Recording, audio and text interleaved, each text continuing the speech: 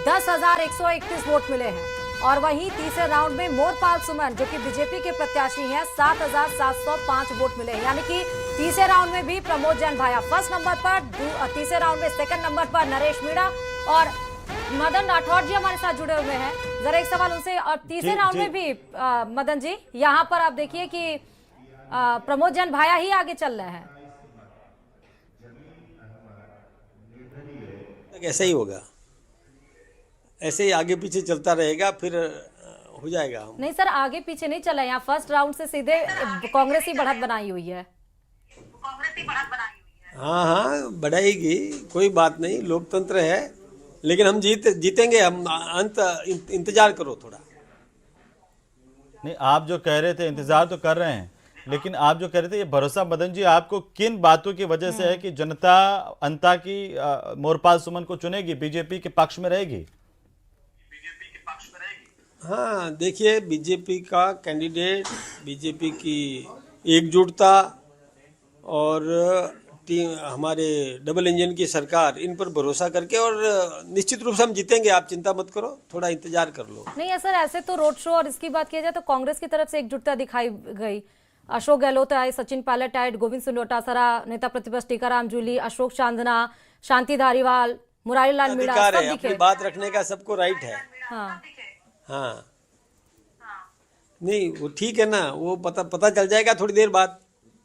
Sir, शुरुआती जो रुझान है वो ये कह रहे हैं कि जिस तरीके से वसुंधरा राजे जी, भजन लाल जी, चाहे प्रदेश अध्यक्ष जी एकजुट नजर आए, उसका जो रिजल्ट है अभी तक जो मतगणना हुई है उनमें देखने को नहीं मिला। मैं आपको बता रहा हूँ, 8 राउंड तक ऐसे ही चलेगा, अप एंड डाउन चलेगा। 8 राउंड के बाद पता चल जाएगा, थोड़ा थोड़ा आपको भी क्लियर हो जाएगा कि क्या हो रहा है। अध्यक्ष साहब, ये जो आपका कॉन्फिडेंस है, ये कॉन्फिडेंस, मैं इलाका देख के आया हूँ ना, मुझे पता है, चेहरे पढ़ना आता है हमको।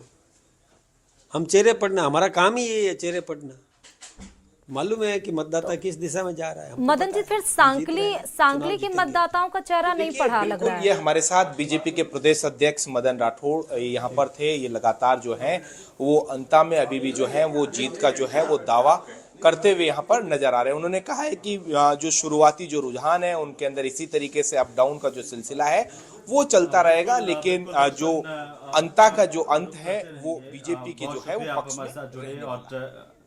और इसी बीच ये बड़ी अपडेट है, सीधे 12 रुक कर लेते हैं। हिमांशु हमारे सहयोगी ग्राउंड जीरो से जुड़े हुए हैं।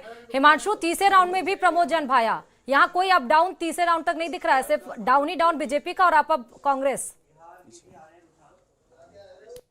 के पहले राउंड के साथ में जिस तरह के चुनावी परिणाम आए, जिस तरह से तस्वीर पहले राउंड से स्पष्ट हुई, वही तस्वीर दूसरे में रही, वही तस्वीर तीसरे में रही और तीसरे राउंड में भी वही लगभग है। कांग्रेस के प्रमोद जैन भाया को 11,203 वोट मिले हैं। नरेश मीणा दूसरे नंबर पर बरकरार हैं, उन्हें 10,131 वोट मिले हैं और तीसरे राउंड में बीजेपी के मोरपाल सुमन और पीछे हो गए, 7,705 वोटों के साथ तीसरे नंबर पर है। यहाँ पर एक बड़ा डिफरेंस जो है वो तीसरे राउंड में आ गया है।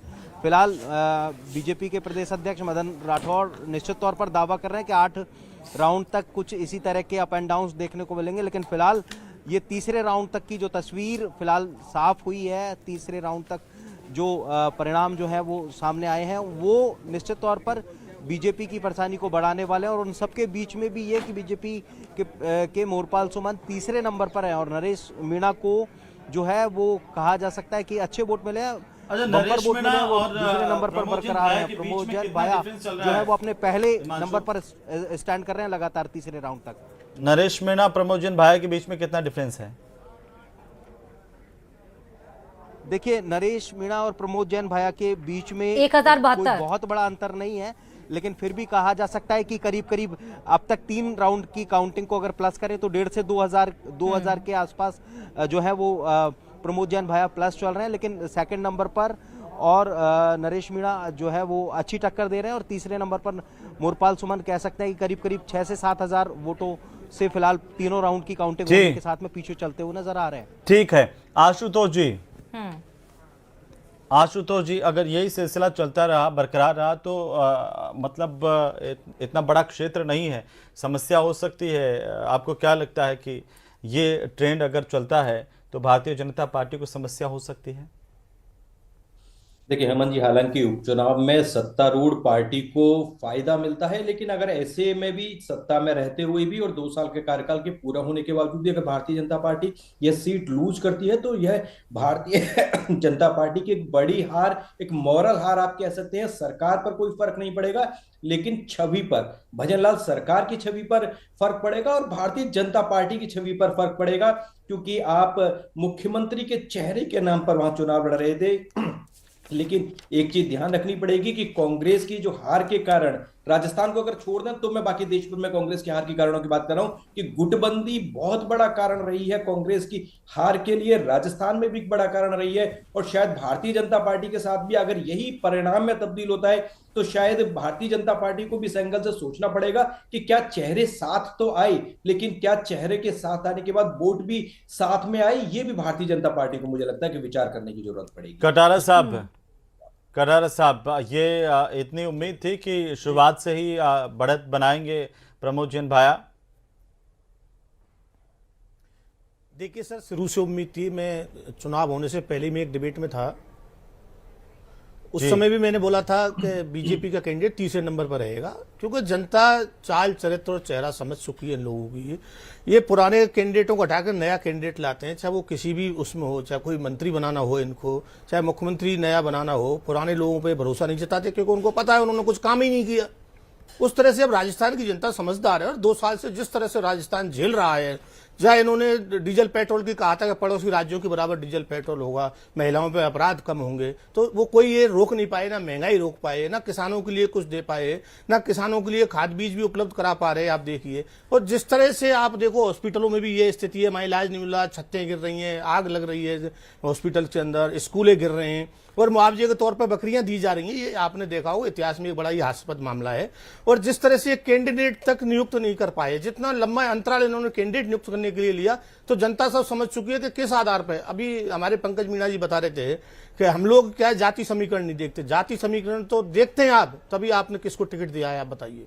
हम नहीं देखते जाति समीकरण, हम जनता के बीच का आदमी चुनते हैं और जो जनता की सेवा बदस्तूर करता है। आप देख लिए 5 में इलेक्शन है और किस तरीके से वो पहले नंबर पे प्रमोद जैन भाया जी हैं और जनता ने उन पर भरोसा जताया है, क्योंकि वो जन जन के लाडले और बड़ी ही सुविधाएं की हैं। वहाँ लोगों को रोजगार भी देते हैं, लोगों की सुख सुविधा में, सुख दुख में हमेशा वो जनता के बीच में रहते हैं। और जनता के बीच से जो नाम है वो उनका निकल के से निकल करके थोड़ा सा बिहार पर भी बात कर लेते हैं। बिहार के भी तेजी के साथ रुझान आ रहे हैं। बिहार में फिर आप लोगों को ऐसा क्या हो रहा है, या कांग्रेस को ऐसा क्या हो रहा है कि इतने सालों से वेटिंग लिस्ट में डाल रखा है जनता ने? देखिए, आपको सब मालूम है सारी तरह की चीजें। अब 70 लाख लोगों के वोट काट दिए गए जिस तरीके से, और सुप्रीम कोर्ट ने चुनाव आयोग को जिस तरीके से फटकार लगाई, और जिस तरह से राहुल गांधी जी ने ये इनका खुलासा किया, इनकी जो छुपी हुई बातें थी वो नाम काट रहे हैं, किस तरह किस समुदाय के इन्होंने ज्यादातर नाम काटे हैं, और वो इसलिए ये सत्ता से कांग्रेस को दूर करना चाहते हैं। ये खुल के इलेक्शन नहीं कराना चाहते। इलेक्शन से हमेशा बीजेपी डरती है। आप राजस्थान की बात ले लीजिए, कितने इलेक्शन है जो अभी नहीं करा पा रहे हैं। अब देखिए आप, यही एक नगर निगम के इलेक्शन थे, पहले ये कहते थे नवंबर दिसंबर में इलेक्शन होगा, फिर बोले फरवरी में होगा, और आज ही खर्रा साहब का बयान आया है कि हो सकता है मई जून में इलेक्शन हो सकता है। आप देखिए, ग्रामीण सरकारों से ग्रामीणों को दूर कर रहे हैं, शहरी सरकारों से निगम की सरकार को दूर कर रहे हैं, और जिस तरीके से कांग्रेस की जो योजनाएं थी, कांग्रेस का जो विकास था, उस विकास पे अपना ही नाम लिखे जा रहे हैं। खुद का कुछ नहीं करना, नाम बदल करके विकास करना, ये सारी चीजें आप बिहार में कह रहे हैं कि SIR में आपने वोट चोरी की, इसलिए जो है अब वो पिछड़ा है महागठबंधन, और यहाँ पर अंता के अंदर जो है वो प्रमोद जैन भाया जो है का विकास जीत रहा है। उन्होंने काम करवाया, जनता के बीच के थे। हेमंत, जैसे मैंने पहले भी कहा, कांग्रेस हमेशा एक झूठ का मायाजाल रचती है और कोशिश करती है कि किसी प्रकार वोटर को उस झूठ के मायाजाल के अंदर फंसाया जाए। पर वास्तविकता यह है कि वोटर तो आज बहुत समझदार हो गया है, कांग्रेस के झूठे वादों के अंदर, झूठे प्रपंच के अंदर नहीं आता, परंतु कांग्रेस के खुद नेता इस मायाजाल में फंस के रह जाते हैं।